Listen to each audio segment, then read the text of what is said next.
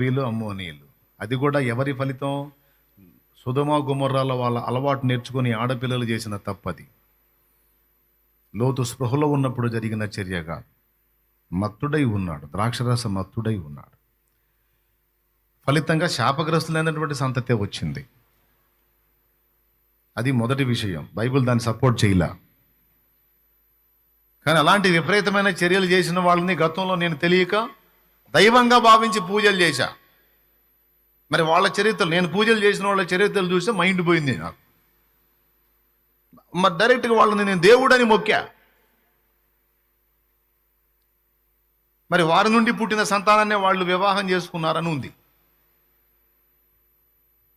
వీళ్ళకి అవి కనపడవు. నేను గతంలో దేవుడని మొక్కిన వాడు అలాంటి చర్య చేశాడని నేను చదివి సిగ్గుపడ్డాను. ఎవడని అడిగితే ఏం చెప్పాలని.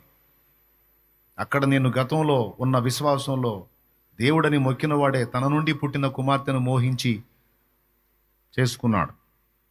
కానీ ఇక్కడ ఒక మనుషుడు,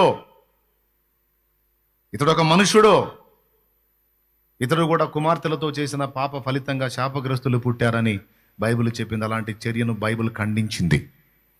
ఒకడు తన కుమార్తె మానఛాదనం తీయకూడదు, సహోదరి మానఛాదనం తీయకూడదు, పినతల్లి మానఛాదనం తీయకూడదు, మేనత్త మానఛాదనం తీయకూడదు, పెత్తల్లి మానఛాదనం, పినతల్లి మానఛాదనం తీయకూడదని లేవియకాండం చాలా స్పష్టంగా దేవుడు మోషే చేత పలికించాడు, రాయించాడు, గ్రంథస్థం చేయించాడు.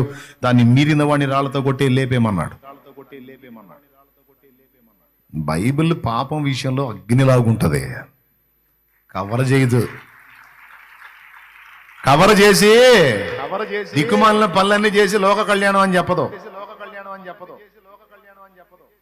దరిద్ర కొట్టు పనులన్నీ చేసి అవన్నీ పరమాత్మ లీలలు అని చెప్పదు. తోలు ఒలిసిద్ది బైబిల్. దేవునికి స్తోత్రం కలుగును గాక. హల్లెలూయా. జారత్వం అనే దాని మీద వచ్చాం మనం. ఇటు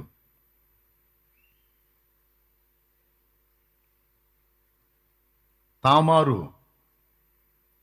ఎవరితో అంటే దావీదు కుమారుడితో అంటది. ఏం పేరు వాడి పేరు?